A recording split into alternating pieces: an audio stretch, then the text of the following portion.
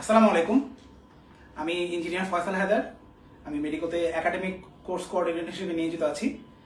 আমরা আজকে একটা খুবই দারুণ একটা উপলক্ষ সেলিব্রেট করতে এখানে বসছি। আমার সাথে আছে মেডিকোর প্রতিষ্ঠাতা এবং প্রধান নির্বাহী পরিচালক ডক্টর জোবায়দুর রহমান জনি ভাইয়া। আসসালামু আলাইকুম। এবং আমার সাথে আরও একজন উপস্থিত আছে আজকের প্রোগ্রামের মধ্যমণি, জাহাঙ্গীর আলম শান্ত। শান্ত এবছর 2025-26 শিক্ষাবর্ষে মেডিকেল এবং ডেন্টাল ভর্তি পরীক্ষায় সারা বাংলাদেশে লিখিত মেধায় প্রথম স্থান অধিকার করেছে। অভিনন্দন শান্ত। ধন্যবাদ ভাই। শান্ত সরকারি বিজ্ঞান কলেজ থেকে পড়াশোনা করেছে, এইচএসসি পরীক্ষা দিয়েছে এবছর। মেডিকোতে আমাদের সাথে 3 মাস ছিল, পড়াশোনা করেছে, পরীক্ষা দিয়েছে, নিজের মতো পড়েছে। আমরা আজকে এই প্রোগ্রামের মাধ্যমে শান্তর কাছে এটা শুনবো যে শান্ত কিভাবে পড়েছে, ভবিষ্যৎ যে ব্যাচ 2026-27 ব্যাচ, 2027-28 ব্যাচ এর জুনিয়র যারা শান্তকে দেখছে, তারা তাদের মেডিকেল ভর্তি পরীক্ষার জার্নির জন্য কিভাবে প্রিপারেশন নিতে পারে, কোন দিকগুলোতে আসলে তাদের খেয়াল রাখা উচিত, তারা শুনবে তাদেরই ইমিডিয়েট সিনিয়র বড় ভাইয়ের কাছ থেকে যে এই রাস্তায় সবচেয়ে ভালো রেজাল্ট এবছর করেছে। আমি কথা না বাড়িয়ে চলে যেতে চাই জনি ভাইয়ের কাছে। হ্যাঁ ভাইয়া। Thank you Faisal. ফয়সাল, আসলে আমার মনে হয় যে মানে আলোচনাটা যেটা হয়েছে কি, ধরো আমরা একটু সবসময় একটু কনফিউজ থাকি আর কি, যে আসলে ধরো ফার্স্ট পজিশন হইলে মানে সব কোচিং সেন্টারের ব্যাপারগুলো নিয়ে বা সবগুলো প্রতিষ্ঠান নিয়ে সবাই আসলে মানে যৌক্তিক কারণে বিরক্ত থাকে। কারণ বিগত দিনগুলোতে এরকম হয়েছে যে ধরো স্টুডেন্টকে এমন ভাবে অ্যাপ্রোচ করা হয়েছে যেটার কারণে এটা দেখে যারা সিনিয়র যারা ছিল তারা মনে করছে যে না, এই অ্যাপ্রোচটা হওয়া উচিত না। তো যার কারণে আমরা আসলে ওই দিক থেকে নিজেরাও একটু ধরো কথা বলতে গিয়ে আমাদের কাছে মনে হচ্ছে যে আমরা আবার কোনো ভুল করে ফেলি কিনা। বাট আমাদের এই আলোচনার পূর্বেই শান্তর সাথে আমাদের কথা হচ্ছিল, সেখানে এই শান্তর টোটাল জার্নিতে আসলে যে আলোচনা বা যে কথাগুলা পরবর্তী ব্যাচগুলো যারা আসলে মেডিকেলের জন্য ডেসপারেট, যারা মানে ডাক্তার হতে চায়, তাদের জন্য কাজে লাগবে সেই কথাতে বেশি যাওয়া উচিত। আর মানে ধরো শান্ত কোথায় পড়ছে কি না পড়ছে এটা এস্টাবলিশ করার জন্য আমরা এখানে আসলে বসি নাই। আমরা প্লিজ এটার জন্য ক্ষমা প্রার্থী, কারণ আমাদের অনেক কলিগ আছে মেডিকেলের যারা আছে যে তারা জিনিসগুলোকে আসলে সঙ্গত কারণেই বা যৌক্তিক কারণেই তারা মনে করে যে এইটার আসলে একটা জেন্টাল অ্যাপ্রোচ হওয়া উচিত। সেই জন্য আমরা আসলে মূলত বসছি এটা যে এই জার্নিতে আমাদের কোনো লার্নিং আছে কিনা বা আমাদের কোনো মেসেজ আছে কিনা যেটা আমরা মানে সবাইকে আমরা বলতে পারি, শেয়ার করতে পারি, এটি আর কোনো কিছু না। শান্ত, আমার মনে হয় যেটা যে আমরা যে কথা এতক্ষণ বললাম, আমি যখন এই রুমে ঢুকছি তখন আমার কাছে যেটা পরে আমরা আলাপও করলাম আর কি, তুমি তোমার কোনো টিচারের সাথে কথা বলতেছিলা, সেই টিচারের সাথে তুমি বলতেছিলা যে আমি এত বিখ্যাত হইতে চাই না আর কি, মানে আমি নর্মাল থাকতে চাই। এটা খুবই চমৎকার একটা ফিলিং এই কারণে যে কারণ তুমি বিখ্যাত হইতে চাও না, এটা তুমি একজন মানে এটা কোনো ফেক কথা ছিল না তোমার, তুমি রিয়েলি তোমার টিচারের সাথে কথা বলতেছিলে, পরে তুমি ওনাকে সরি বললো যে আমি একটু পরে কল ব্যাক করতেছি। তো এইটার জন্য তোমাকে থ্যাঙ্কস যে তুমি এইভাবে চিন্তা করছো ইমিডিয়েটলি। কারণ আসলে অ্যাকচুয়ালি ধরো এরকম একটা রেজাল্ট যখন হয় প্রতি বছরই, স্টুডেন্টরাও কিন্তু আসলে একটা খুবই এক্সাইটমেন্টের মধ্যে, বিশেষ করে ধরো যারা ডিএমসি হয়েছে বা সরকারি মেডিকেল কলেজ অথবা যাদের মেডিকেল কলেজে প্রাইভেটেও পড়ার সুযোগ হয়েছে, তারা কিন্তু আসলে অ্যাকচুয়ালি ধরো আজকে একটা মানে এক্সাইটমেন্টের মধ্যে আছে। তবে এটাও সত্যি যে যাদের রেজাল্ট এক্সপেকটেশন অনুযায়ী হয় নাই, কারণ শান্ত তুমি বা ফয়সাল তোমার এক্সপিরিয়েন্স থেকে তুমি নিশ্চয়ই স্বীকার করবা যে মানে এই স্ট্রেস ম্যানেজমেন্টের ক্ষেত্রে কিছুটা ভুলের কারণে কিন্তু অনেক ব্রিলিয়েন্ট স্টুডেন্ট যারা কিন্তু হয়তো ডিএমসির মতো চান্স পাওয়ার মতো পরিশ্রম করছে কিন্তু হয় নাই, আবার গভর্নমেন্টে হবে সেটাও হয়তো হয় নাই। হ্যাঁ, রেজাল্ট এটা আসলে অ্যাকচুয়ালি টোটাল একটা প্যাকেজ আর কি। এখানে যেমন বই পড়ার ব্যাপার আছে, এখানে স্টাডি প্ল্যান, প্রপার গাইডলাইনের ব্যাপার আছে, একজন স্টুডেন্ট আসলে ক্লাস করে কতটুকু উপকৃত হচ্ছে সেটার ব্যাপার আছে, এবং স্পেশালি যেটা স্ট্রেস ম্যানেজমেন্টের কথা যখন আমরা বারবার বলি যে মেন্টাল হেলথ, সেই বিষয়গুলো আছে। শান্ত, তুমি আমাকে একটু এটা বলো যে ধরো এই টোটাল জার্নির মধ্যে যেমন তুমি তোমার মানে কলেজের ভূমিকা আছে, কলেজের টিচার যারা ছিল তাদের ভূমিকা আছে অফকোর্স, তুমি আমাদেরকে একটু বলবা যেটা যে এই যে তুমি যে বইগুলা পড়ছো মানে ইন্টারমিডিয়েটের কোন বইগুলা তোমার পড়ার ক্ষেত্রে প্রায়োরিটি ছিল, ফিজিক্স, কেমিস্ট্রি, জিওলজি, বোটানির ক্ষেত্রে কোন কোন বইগুলাকে তুমি মানে তোমার একমাত্র অবলম্বন মনে করছো, সেই জায়গায় তোমার টেকনিকটা কি ছিল, এটা যদি একটু বলো, একটু লাউডলি বলো যাতে সবার বুঝতে সুবিধা হয় আর কি। ধন্যবাদ ভাইয়া। বায়োলজির জন্য তো আমি এই যে উদ্ভিদ বিজ্ঞান যেটা, এটা তো হাসান স্যার, এটা তো পড়তেই হবে মাস্ট। তারপরে প্রাণী বিজ্ঞানের জন্য হচ্ছে এই আজমল স্যার, আর কেমিস্ট্রির জন্য হাজারিনা, কোনো বিকল্প নাই, এটাই পড়তে হবে। ওইটার ইনফরমেশন অনেক বেশি। তারপরে রাইটারের বই থেকে যদি প্রশ্ন আসেও হ্যাঁ, সেটা অনেক সময় analysis ফার্স্ট বই করে। পড়েও একটু চিন্তা করেও কিন্তু অনেক সময় দু answer একটা করে। কোয়েশ্চেন, দু একটা অপশন এভাবে থাকে, বাদ দেওয়া যায় এগুলা। তো এগুলো বাদ দিলে তো দু একটা থাকে, এটা থেকে মানে করাই যায়। না, না, মেন বই যদি ভালো করে আয়ত্তে থাকে তাহলে পারা যায়। আচ্ছা, এটা- স্ট্রেংথ খুব একটা বেশি না, তবে একটু একটু করে রাখলে তো ভালো। একটু একটু পড়ার ক্ষেত্রে কি তুমি এখানে কেউ কেউ চিন্তা করে কি যে আমি কি সেকেন্ড বই কিনে বই পড়বো, নাকি ধরো কোনো একটা বই যেখানে ধরো হতে পারে কোনো একটা প্রতিষ্ঠান তাদের কোনো বই আছে সেখানে এরকম নোট করা আছে, কোনটাকে প্রেফার করা উচিত? তুমি এক্ষেত্রে কি ভাবো যে বই সেকেন্ড বই কি কিনবে, নাকি অন্য কোনো ধরো কোচিং এর বই হয়তো একসাথে একটা সংকলন আছে অতিরিক্ত তথ্যগুলো, সেটা করবে, কোনটা বেটার মনে করো? নতুন বই কিনা আমার মনে হয় দরকার নাই, মানে আমিও কিনি নাই। তো আগের যে বইগুলা, মানে যে বইগুলাতে শুধু এক্সট্রা ইনফো গুলো আছে বা কোনোভাবে বোল্ড করা আছে, ওই বইগুলা পড়লে আমার মনে হয় যথেষ্ট। আচ্ছা, ওকে। ধরো আমাদের একটা হাই বিগত বছরগুলোতে কাজ করে যেটা ফিজিক্স কেমিস্ট্রি বায়োলজির জন্য, বিশেষ করে ফিজিক্স কেমিস্ট্রির অনুশীলনীর যে এমসিকিউ গুলো, এটার প্রতি অবজেক্টিভ গুলা, এটার প্রতি সবাই আমরা আসলে অনেক কথাই বলছি যে তুমি খেয়াল করছো কিনা আগের ব্যাচে, তোমাদের আগের ব্যাচে কিন্তু প্রচুর অনুশীলনী এমসিকিউ ছিল, 75টার মধ্যে মানে অ্যাবাভ 60 ছিল। সেক্ষেত্রে তুমি কি এখানে এরকম কোনো প্রায়োরিটি ছিল যে আমি অনুশীলনের এমসিকিউ গুলোর প্রতি বেশি অ্যাটেনশন থাকবে, ভেতরে আমি মানে মোটামুটি বললাম, এরকম ব্যাপারটা কিভাবে করবে, এটা কিভাবে manage আমার করবে? আমার প্রথম টার্গেট ছিল যে এডমিশন যে পুরো টাইম, আমাদের তো 3 মাস সময় ছিল, তো আমি মেন বইটা 3 বার, আর যদি অনুশীলনী 1 বার 2 বার, যদি পারি তো 3 বার। তো আসলে আমি 2 বার পড়তে পারি না অনুশীলনী, আমি একবারই পড়ছি। আর কিছু কিছু চ্যাপ্টার আছে এগুলো পড়তেও পারি নাই, কারণ আমি তো খুব একটা টাইম পাই নাই, প্লাস যে মধ্যে দিয়ে অসুস্থতা, তো ওই টাইমে আমার মূলত ছিল যে ওই টাইমে অনুশীলনী গুলা পড়বো।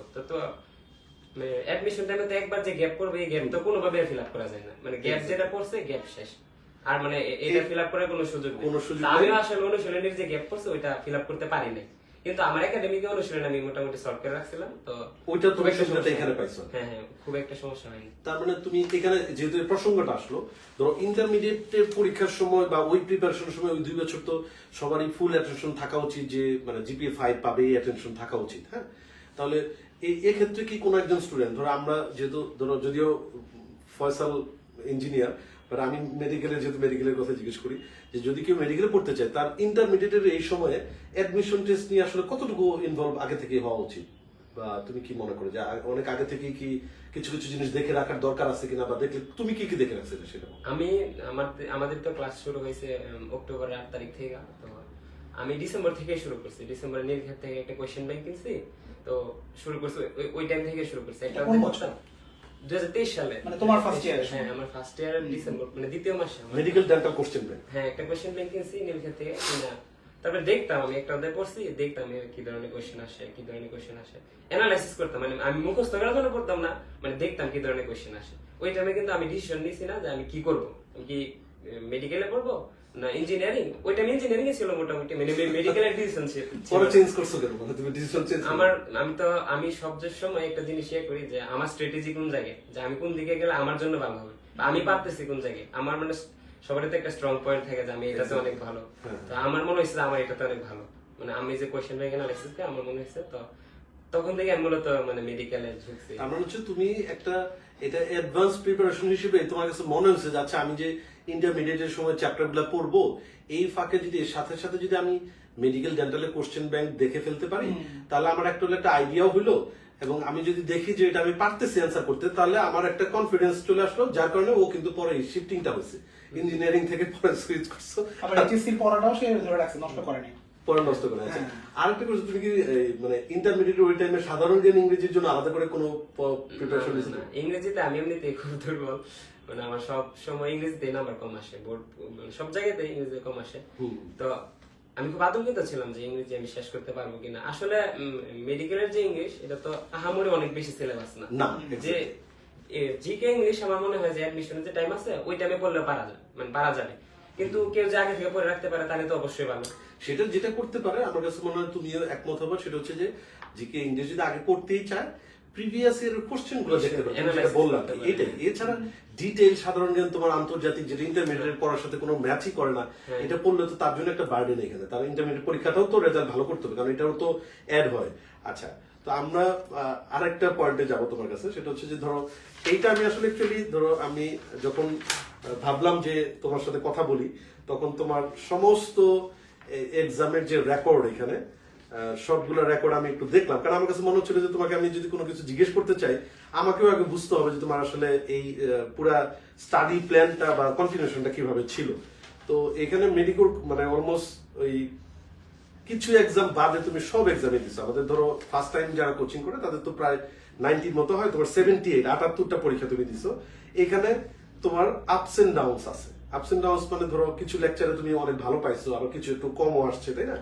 এবং স্পেশাল বলবো যেটা ট্রায়াল এক্সাম গুলোতে তোমার খুবই ভালো নাম্বার ছিল, এবং অ্যাসেসমেন্ট এক্সাম গুলো লাস্টের দিকে ফুল সিলেবাস পরীক্ষাগুলোর মধ্যে মানে ম্যাক্সিমামই আমি বলবো স্যাটিসফ্যাক্টরি। 88 আসছে ফুল সিলেবাস 9-এ। তারপর আমরা যেটা তোমার মেগা এক্সাম নিলাম মেডিকেল মেনিয়া, ওইটা তো 89 তোমার মার্কস আসছে আর কি। আচ্ছা যাক, তো এখন এই যে পুরো এক্সামের জার্নি যেটা, হ্যাঁ, এই এক্সামের জার্নির পাশাপাশি আমরা মনে করি যেটা, যেমন ধরো মানে তোমার সাথে আমরা আলাপও করতেছিলাম, আমরা আমাদের সবসময় আমরা বলি যে আসলে ধরো একজন স্টুডেন্টকে কোনো একটা চ্যাপ্টার পড়ানোর জন্য টিচার হিসেবে টিচারদের দায়িত্ব রাখে। আসলে টিচারদের দায়িত্ব হচ্ছে যে স্টুডেন্ট পরিশ্রম করবে, ঠিক আছে, কিন্তু টিচার হচ্ছে তাকে ওই চ্যাপ্টারটার মানে মোটামুটি ভাবে এমন ভাবে উপস্থাপন করা, তার কাছে পুরো জিনিসটা যেন ক্লিয়ার থাকে যে আমার কি পড়তে হবে, কিভাবে পড়তে হবে, এবং কিভাবে ইনফরমেশন গুলো মনে রাখতে হবে। এখানে আলাপ করতে গিয়ে তুমি একটা জিনিস খুবই চমৎকার বলছো, যেটা আমি বারবার ভিডিওতে বলি, যে ধরো অনেকে বলে কি যে আমার পড়ি কিন্তু পড়া মনে থাকে না। এই পড়ার টেকনিকের মধ্যে তুমি যে জিনিসটা বলছো এটা একটু শেয়ার করো, যে তুমি আসলে যখন পড়তা তখন এই যে রিকল করার ব্যাপারটা, এটা একটু বলো, কারণ এটা অনেকে ভুল করে। আমার ক্ষেত্রে মানে যেটা আমাকে অনেক আমার মনে হয় যে এগিয়ে রাখছে, যে অনেকে তো পড়ে যে বইয়ের লাইন আছে গাছের পাতা সবুজ, গাছের পাতা সবুজ, গাছের পাতা সবুজ, এভাবে পড়তেছে বা যে কোনো একটা লাইন পড়তেছে, কিন্তু আসলে এই লাইনটা কি, এই লাইনে কোন ওয়ার্ডটা আমার মনে রাখতে হইব, কোন ওয়ার্ডটাতে একটু মানে ঘুরাই দিতে পারে, এটা কেউ মানে কল্পনা করে না। যারা এরকম কল্পনা করে না, এরকম চিন্তা করে না, তারা মনে রাখতে অসুবিধা। কারণ এটাতে এখন করতেছি সর্বোচ্চ কালকে পর্যন্ত মনে থাকবো, কিন্তু আমার তো মেডিকেল পর্যন্ত এটা নিতে হবে।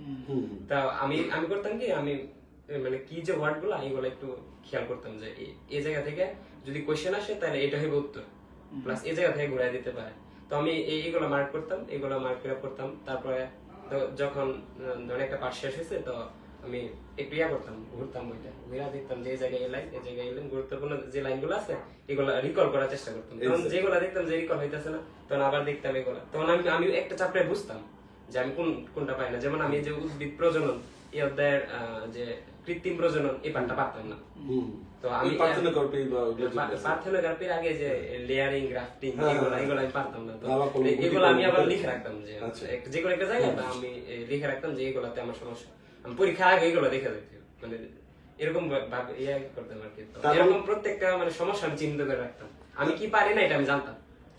এটা খুবই চমৎকার একটা ব্যাপার। তার মানে হচ্ছে ওর কথায় দুইটা জিনিস উঠে আসছে। একটা হলো যে পড়ার সময় মানে আমাকে বুঝতে হবে যে এই টপিক থেকে কোশ্চেনটা কিভাবে হতে পারে, বা এই লাইন থেকে যদি প্রশ্ন হয় কোন জায়গায় চেঞ্জ করবে, এইটার তাপমাত্রা বৃদ্ধির সাথে সাথে বৃদ্ধি পায়, তাহলে আমার খেয়াল রাখতে হবে বৃদ্ধির জায়গায় চেঞ্জ করে ওখানে হ্রাস দিয়ে দিতে পারে যদি সত্য মিথ্যা টাইপ থাকে। এইটা একটা টেকনিক। আর একটা হচ্ছে রিকল করা, যেটা এইটা কিন্তু আমাদের স্টুডেন্টরা কিন্তু পড়তেছে, কিন্তু এটা যে আবার একটু বইটা বন্ধ করে যে আমি কোন একটা কিছু, যেমন কথা প্রভাবকের বৈশিষ্ট্য পড়লাম বা প্রভাবকের আমি প্রকারভেদ গুলা পড়লাম, এটা বইটা বন্ধ করে যদি আমি একটু মনে করি, তাহলে এটা মানে লং টার্ম মেমোরি হিসেবে থেকে যায়, যেটা ওর কথায় উঠে আসছে। আরেকটা জিনিস হচ্ছে সেটা হচ্ছে প্রবলেম নোট করা। এটা তো ভাই এমন সবাই আমরা এত অধৈর্য, ধরো মানে একজন স্টুডেন্ট প্রবলেম নোট করবে, এই ধৈর্যটা তো আসলে আমি দেখি যে আমরা ইদানিং কম পাচ্ছি। বাট এটা খুবই একটা চমৎকার বিষয় ছিল। ও যেটা বলতে চাচ্ছে সেটা হচ্ছে যে আমি জানতাম যে আমি কোনটা পারি না বা কোনটা আমার গ্যাপ আছে, তাহলে আমি কতটুকু পারি জানি, কিন্তু আমি কি পারি না ওইটা আমি জানতাম খুব ভালো করে। চমৎকার কথা, মানে কতটুকু পারি এটা শিওর না, কিন্তু পারি না কি এটা আমি শিওর। আরেকটা ব্যাপার ভাই, এখানে আমাদের অনেক স্টুডেন্টদের মধ্যে দেখছি যে ওরা রিভিশনের সংখ্যাটা বাড়াইতে চায়, যে আমি 3 বার রিভিশন দিব, আমি 4 বার দিব। ওর কথা থেকে যেটা আসলে যে রিভিশনের সংখ্যা না বাড়ায়, রিভিশনের কোয়ালিটি ভালো করতে হবে। Quality exactly. আমি একবার দিব, আমি 7 বার পড়ছি, এটা ম্যাটার করে। আমি এতবার পড়তে পারি না, আমি 2 বার, তৃতীয়বারে একটু মানে 3 বার, 3 বারের উপরে হয় না আমার।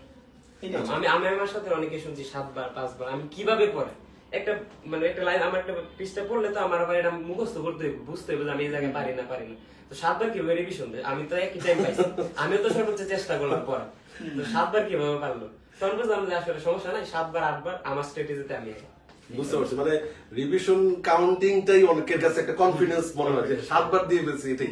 আচ্ছা যাক, এক একজনের পড়ার স্টাইল শান্ত এক এক রকম থাকে, এটা অস্বীকার করার উপায় নেই, কারণ আমরা অলরেডি আমরাও এমন কিছু আলাপ করে তোমার সাথে পাইছি যেগুলা আমরাও মনে করছি যে এটা পরবর্তী ব্যাচকে এটা বলা যাবে, এরকম কিছু কথাবার্তা তুমি বলছো, যদিও আসলে লাইভে যদি আমাদের সময়ের একটা সীমাবদ্ধ থাকে যার কারণে এত ডিটেল তো আসলে বলা সম্ভব না। শান্ত, একটা জিনিস একটু আমার মনে হয় এটা স্পেসিফিক করা দরকার, বা তোমাকে জিজ্ঞেস করবো যেটা, সেটা হচ্ছে তুমি মাঝখানে অসুস্থ ছিলা, এইটা ছাড়া মেডিকোর ক্লাস গুলা তুমি সবগুলাই করছো আর কি, যেটা অলরেডি আলাপ করতেছিলাম।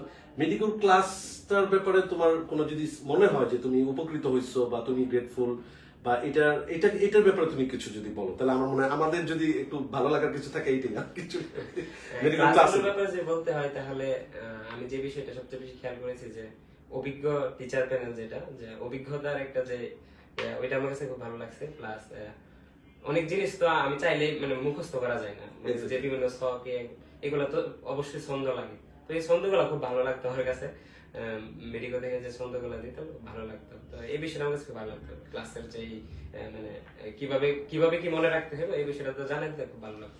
আমরা এটা তো অ্যাকচুয়ালি হয় কি, ধরো আমরা টিচারদের কাছে, ধরো আমরাও যদি কোনো কিছু পড়তে যাই, আমাদের ধরো তোমার বইয়েতে বলো বা আমরা মেডিকেল বলি, টিচারের ক্লাস যদি ভালো হয় ওই ক্লাসে স্টুডেন্টের উপস্থিতি বেশি। ক্লাস ভালো বলতে কি বলতেছি, একটা হলো মানে এটা ইন্টারেক্টিভ হওয়া, বা আমি যে কথাগুলো বলতেছি ওই বিষয়গুলো আসলে সে নিতে পারতেছে কিনা, তার পড়ায় হেল্প করবে কিনা, এটি তো মূল উদ্দেশ্য। এর জন্য কিন্তু আমরা সবসময় মানে আমাদের অ্যাটেনশন অবশ্যই সবকিছু টোটাল প্যাকেজ হিসেবে, বাট ক্লাসের ব্যাপারে আমরা সবসময় আমরা এই জায়গায় একটু কনফিডেন্টলি সবকিছু বলি সব জায়গায়।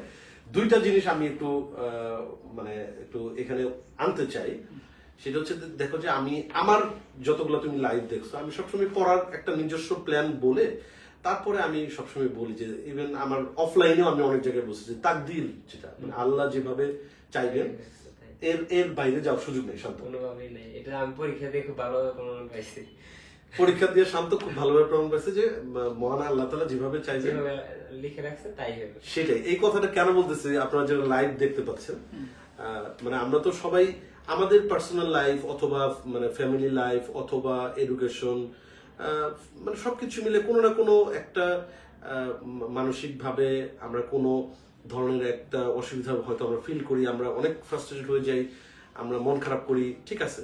কিন্তু যদিও এটা নিয়ে আসলে মানে কাউকে জ্ঞান দেওয়ার জন্য কোনো কিছু না, শান্তর সাথে কথা বলে আমরা প্রতিনিয়তই এক্সপিরিয়েন্স হই। এইটা আমার কাছে মনে হচ্ছে যে মানে একজন স্টুডেন্ট পরিশ্রম করবে, অবশ্যই এটা তার ফার্স্ট প্রায়োরিটি, কিন্তু আল্লাহ তাকে হেল্প করবে এটাও তার মাথায় রাখা উচিত। এটা মাথায় রাখলে প্রথম সুবিধাটা হচ্ছে তার স্ট্রেস ম্যানেজমেন্ট অটোমেটিক্যালি হয়ে যায়। যেমন ও যদি চিন্তা করে যে আমি আমার মতো পড়তেছি, বাকিটা আল্লাহর ভরসা, এভাবে করলে ওর কিন্তু অনেকটাই স্ট্রেস কিন্তু কমে যায়।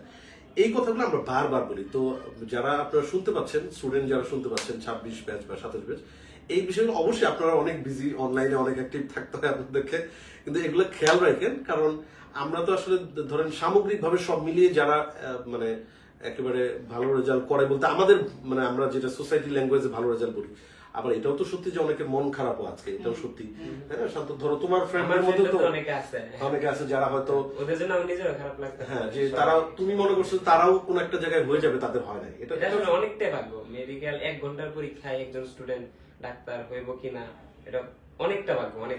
হ্যাঁ, যেমন আমি এই প্রসঙ্গটা তুললাম এই কারণে যে শান্ত মাঝখানে ওই কিছু ক্লাস করতে পারে নাই, এই কথাটা বললাম এই কারণে যে ডেঙ্গুতে আক্রান্ত হয়েছে। 10 দিন ডেঙ্গুতে আক্রান্ত হয়ে ওই 10 দিন আসলে ওর ফিজিক্যাল কন্ডিশন খুবই খারাপ অবস্থায় ছিল।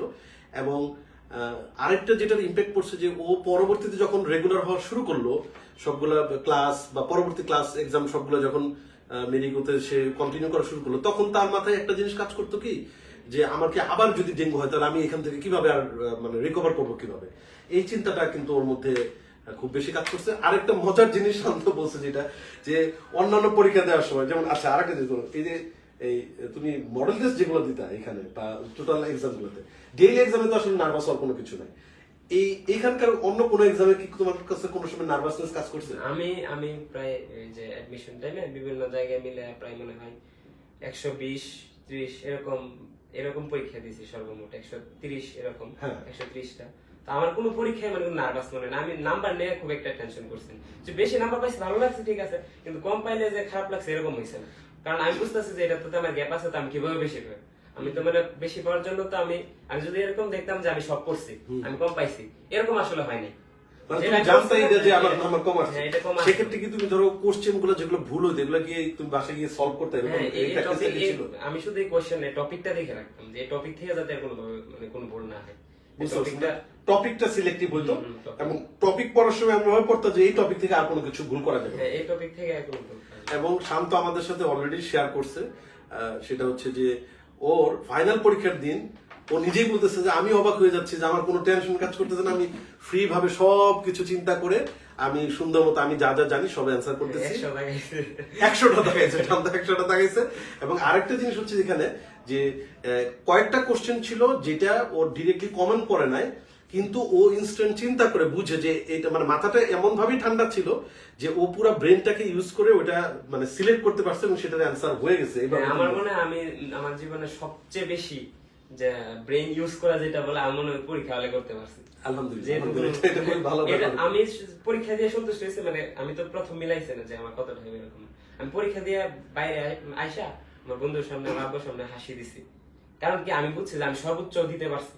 আচ্ছা। এখন কিরকম হবে এটা তো আমি ওই টাইমে জানি না, ওইটা কিন্তু বোঝা আসলে মুশকিল। পরে যখন বিভিন্ন কোচিং এর সাথে মিলাইছে তখন বুঝছি। কিন্তু আমি আমার নিজের কাছে খুব সন্তুষ্ট লাগছে পরীক্ষা দিয়ে, মানে আমি তো বুঝছি যে আমি তো সর্বোচ্চ আউটপুট দিছি। এখন আমি মানে যা হয় কোনো সমস্যা নেই, খুব ভালো লাগছে। তো তোমার সিট পড়ছিল কোথায় যেন এখানে? শের বাংলা সরকারি বালক উচ্চ বিদ্যালয়। আচ্ছা, ওই যে চীন ইয়ার ওইখানে বাংলাদেশ চীন ইয়ার ওইখানে আর কি। আচ্ছা যাও, তো এখন আরেকটা জিনিস যেটা আছে যেটা কেউ পছন্দ করবে না, আমি বারবার বলি, সেটার একেবারে সবচেয়ে বড় প্রমাণ হচ্ছে শান্ত। সেটা হলো যে শান্ত অ্যাডমিশন টেস্ট শুরু হওয়ার প্রথম 1 মাস মানে ফোনের সাথে ছিল, মোবাইলের সাথে ছিল।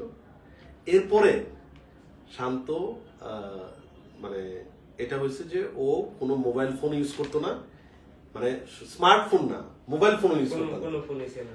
তোমার তাহলে তুমি ধরো ওই কথাটা বলো যে তুমি যে টাইম দেখতে দেখতে ওই ঘটনা একটু শেয়ার করো যে তুমি মানে তোমার টাইম দেখার সুযোগ ছিল না, এটা একটু বলো। একদিন হয়েছে আমার কাছে তো মোবাইল নাই, তো আমি আমি রাতে কয়টা পর্যন্ত পড়ছি ওইটা তো জানি না। আমার ফ্রেন্ড যারা ওরা তো আমার রুমমেট যারা আছে তো ওরা তো ঘুমাই আছে, আমি পড়তেছি। পরে আমি পড়া শেষে হঠাৎ করে যখন ওদের মোবাইল মানে গিয়ে দেখলাম যে 1টা বাজে প্রায়, তো আমি বলি এখন তো ঘুমাইতে হবে, আমি তো আবার 6টা বাজে উঠবো, মানে ফজর নামাজের টাইমে আমার উঠতে হবে। তো আমি ঘুমাইছি, ওই টাইমে তো আমার কাছে মোবাইল নেই, তো আমি 4টা বাজে উঠছি। আবার 4টা বাজে উঠা আমি ফজর নামাজ পড়া পড়ালেখা শুরু করছি। আমি তো ভাবছি সকালই, আর ঢাকাতে তো বোঝা যায় না যে সকাল না, মানে সবসময় তো আলোকিত থাকে, আমি বুঝতে পারি না। তো নামাজ পড়ে আমি পড়ালেখা শুরু করছি, করার পরে 1 ঘন্টা 1.5 ঘন্টা মানে পড়ালেখা করার পরে আজান দিতেছে, মানে ফজরে আজান দিতেছে আর কি। তো আমি তো অবাক, এতক্ষণে ফজর আজান দেওয়ার পরে টাইম দেখি যে কত 5টা 4টা, আমারটা সঠিক খেয়াল নাই, এরকমই 5টা এরকম একটা টাইম আজান দিতেছে। এইটা এরকম হয়েছে এই প্রসঙ্গটা আমরা আনলাম এই কারণেই যে এইটা ও বলতেছিল যেটা যে এটা ওকে অনেক হেল্প করছে, মনোযোগ যে সরে যাওয়া অন্যদিকে, সেটা ইউজুয়ালি ফোন ধরলে এটা হবেই অবধারিত নাকি? হ্যাঁ। তোমার কাছে তো এটা মনে হয়েছে যে আমি যে মোবাইলটা ধরবো সেটা অবধারিত, এবং ওর মানে ফোকাসটা ছিলই যে আমি মানে ফোন থেকে দূরে থাকবো যাতে করে আমার কোনোভাবে এই ইয়াটা না হয়, মনোযোগটা নষ্ট না হয়।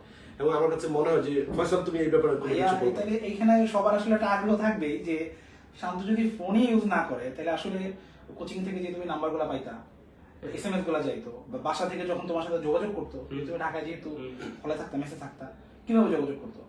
আমার ফ্রেন্ডের যে মোবাইল, ওই মোবাইলে আমি আমার সিম করে রাখতাম, তো কল ওর এখানে আসতো, তো আমি আর রেজাল্ট ওয়েবসাইটে তো দেখা যায়, তো রেজাল্ট আমি ওয়েবসাইট থেকে দেখতাম। মানে লাস্ট 2 মাস, প্রথম 1 মাস তো মোবাইল ইউজ করছি, মানে ভালো ইউজ করছি মোবাইল। তখন যখন দেখছি যে মোবাইল এখন ইউজ করার সুযোগ নাই, এখন তো আমার তো অ্যাডমিশন টাইম, আমি যে একটু টাইম ওয়েস্ট করি তো আমার তো এটা তো ইফেক্ট করবে আমার যে অ্যাডমিশন টেস্টে, তো এই কারণে লাস্ট 2 মাসে মোবাইল দিয়ে রাখছি। আচ্ছা, তাহলে ফয়সাল আমার মনে হয় যে আমরা মোটামুটি ভাবে যে পয়েন্টগুলো মানে ওর কাছ থেকে আমরা পেয়েছি, যেটা আসলে অ্যাকচুয়ালি নেক্সট ব্যাচের জন্য বা যারা শুনতে পাচ্ছে তাদের জন্য বলা যায় বা কাজে লাগবে। আমাদের আলাপ মোটামুটি এটাই। তবে আমরা এখানে আসলে অ্যাকচুয়ালি এটাকে আমরা কোনো মানে এমন কোনো মানে সিচুয়েশন বা কোনো কিছু মিন করতে চাই নাই, কারণ অলরেডি এটা যারা বোঝার তারা বুঝবে যে শান্ত অ্যাকচুয়ালি উপকৃত যদি হয়ে থাকে কোন জায়গা থেকে হয়েছে, অসুবিধা নেই। কারণ তবে এটা ঠিক যে এখন তো সব কোচিং এরই বিভিন্ন ম্যাটেরিয়াল আছে, বিভিন্ন ধরনের সাপোর্ট তারা দেয়। কাউকে এখানে আসলে ছোট করে বড় হওয়ারও কিছু নেই, কাউকে ছোট করারও কোনো কিছু নেই। তো যাই হোক, আমার মনে হয় যে ফয়সাল, আমরা মোটামুটি ভাবে একটা আমাদের আলোচনার একদমই শেষ পর্যায়ে চলে আসছি। তো যারা আসলে অ্যাকচুয়ালি চান্স পেয়েছে, রেজাল্ট ভালো করেছে, তাদেরকে অভিনন্দন মেডিকোর পক্ষ থেকে, আমার পক্ষ থেকে এবং ফয়সালের পক্ষ থেকে অবশ্যই আন্তরিক শুভেচ্ছা। আর যাদের রেজাল্ট এক্সপেকটেশন অনুযায়ী হয় নাই, এটার দায়ভারও আসলে আমাদেরই। এটার দায়ভার আমাদের নিতে হবে এই কারণেই যে আমরা যদি ক্রেডিট নিতে চাই যে ফার্স্ট হয়েছে শান্তর সাথে কথা বলে আমরা ক্রেডিট মিন করতে চাচ্ছি কোনোভাবে, তাহলে যে ভালো করে নাই তার ডিসক্রেডিটও আমাদেরও নিতে হবে, এটা অবধারিত। নিশ্চয়ই আমাদের কোনো ভুল বা কোনো মিসম্যানেজমেন্ট অথবা কোনো কিছু থাকতে পারে, যেটার কারণে হয়তো আমরা যেভাবে চিন্তা করি সেটা। তবে এটাও ঠিক যে যারা শুনতে পাচ্ছেন আপনারা এটা খেয়াল রাখবেন যে আসলে মেডিকেল অ্যাডমিশন টেস্ট এই টোটাল জার্নিতে আমাদের আসলে সবচেয়ে বেশি মনোযোগ যেরকম স্টাডি প্ল্যান, স্টাডির উপরে থাকে, কিন্তু এই যে স্ট্রেস ম্যানেজমেন্টটা সেটাও কিন্তু অনেক বেশি জরুরি। এবং এই জায়গায় কিন্তু অনেক ক্ষেত্রে স্টুডেন্টদের ভুল হয়ে যায়, অভিভাবকদের অনেক সময় এখানে কিছু কিছু ব্যাপারে হয়তো তারাও অনেক সময় মনে করে যে না, আমার এই জায়গায় আমার মেডিকেলে চান্স পাওয়া দরকার, এছাড়া আর কোনো অপশন নাই। এইভাবে করে করে কিন্তু অনেক সময় লাস্টের 7 দিন বা পরীক্ষার হলের 1 ঘন্টা কিন্তু নষ্ট হয়। এই বিবেচনাটা কিন্তু আমরা সবসময় সতর্ক করছি। আমরা কিন্তু স্লিপ প্যাটার্নের ব্যাপারে বলছি, মানে ওর কিন্তু রাত জেগে পড়ার অভ্যাসটা খুবই কম ছিল। রাত জেগে পড়ার, হ্যাঁ, সকালবেলায় পড়তে বেশি। এবং ওর আরেকটা জিনিস ও বলছে, যেটা যারা ঘুম প্রিয় তাদের জন্য বলি, শান্ত ঘুম পাইলে কখনো ছাড়তো না। এটা এই জন্য যারা একটু মানে মনে করে যে আরাম আয়েশের মধ্যে দিয়ে পড়ালেখা করি, তাদেরও ভয় পাওয়ার কিছু নাই। কারণ শান্ত, ওর পড়ার একটা প্রায়োরিটি ছিল, বাট ও নিজের ফিজিক্যাল এবং মেন্টাল হেলথ ঠিক রাখার জন্য যা যা করা দরকার সেটা ও চেষ্টা করছে। তবে শান্ত এটাও ঠিক যে ধরো ফার্স্ট পজিশনটা কিন্তু ধরো আমরা আসলে ধরো পরীক্ষা দিয়েও কিন্তু আসলে শিওর বলার কিন্তু কোনো উপায় নেই, কারণ 1-2 নাম্বারের জন্য কিন্তু অনেক ধরনের চেঞ্জ হয়। তো শান্তকে মেডিকোর পক্ষ থেকে আবারও অভিনন্দন, এবং শান্তকে বলবো যে একটা নতুন জার্নি শুরু হয়েছে এটা তোমার। কারণ মেডিকেলে তুমি পড়া যখন শুরু করবে তখন তুমি দেখবা যে এটা আসলে অ্যাকচুয়ালি একটা বড় ধরনের একটা মানে লম্বা রেসের মতো করে চিন্তা করতে হবে তোমাকে। সেই লম্বা জার্নিতে তোমার জন্য তুমি সুস্থ থাকো, এবং তোমার জন্য একটা ভালো ডাক্তার বলতে আমরা যেটা বুঝি, ব্রিলিয়ান্ট ডক্টর বলতে যারা বুঝি, যারা অনেক ফেমাস, অনেক সোসাইটি এবং মানুষের জন্য সুন্দর সুন্দর চিন্তা করে, তুমি ওটা মাথায় রাখবা। এবং আমি তোমার কথার সূত্র ধরেই শেষ করি যে এখানে ঢুকে যখন আমি একেবারে খুব একটা কনভারসেশন, তুমি কোনো টিচারকে বলতেছো যে আমি বিখ্যাত হইতে চাই না, হ্যাঁ, মানে কারণ সবাই তোমাকে ফোন দিচ্ছে, এই ব্যাপারটা তো নিশ্চয়ই তোমার মাথায় কাজ করতেছে, এবং সেটা তুমি এইভাবে অ্যাটেনশন দিছো। তোমার জন্য এই সুন্দর চিন্তাগুলা শেষ পর্যন্ত তুমি ধরে রাখতে পারো, সেই জন্য তোমার প্রতি দোয়া থাকবে। এবং শান্তর এই রেজাল্টের জন্য শান্তর কলেজে, সরকারি বিজ্ঞান কলেজের টিচারদের অবদান আছে, অন্য আরো অনেক প্রতিষ্ঠানের অবদান থাকতে পারে। এখানে মেডিকোর একক কোনোভাবেই দাবি করার কোনো সুযোগ নাই, এবং প্রতিষ্ঠান হিসেবে না, যে একজন স্টুডেন্টের অল ক্রেডিট গোস টু শান্ত। এটা আমি আমার জায়গা থেকে বলবো। নিশ্চয়ই আমাদের যতটুকু প্রতিষ্ঠান হিসেবে করার সুযোগ ছিল সেটা আমরা সেভাবে কন্টিনিউ করছি, বাকিটা আল্লাহ যেভাবে চাইছেন সেভাবে হচ্ছে। তো যাই হোক শান্ত, আমরা তোমাকে আবার অভিনন্দন জানিয়ে আমাদের আজকের লাইভ আমরা এখানে শেষ করি, এবং আগামীতে কোনো একটা আলোচনা নিশ্চয়ই সবার সাথে আবার দেখা হবে। আমি ডাক্তার জুবাইর রহমান জনি, এখানে ইঞ্জিনিয়ার ফয়সাল হায়দার, এবং আমাদের আজকের মধ্যমণি শান্ত আমাদের সাথে রয়েছেন। আপনারা সবাই ভালো থাকবেন, সুস্থ থাকবেন। আল্লাহ হাফেজ। আল্লাহ হাফেজ।